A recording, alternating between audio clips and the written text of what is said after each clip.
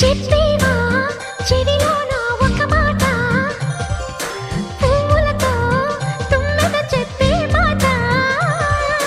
నీ చిరునవ్వు సాక్షిగా తాజ్ మహల్ నాదట, నీ పెదవంచు సాక్షిగా షాజహాను నేనట. నీ తీయని ప్రేమకి నా పెదవే నజరానా, నీ బయటకి నేనిక బానిసనే నెరజానా.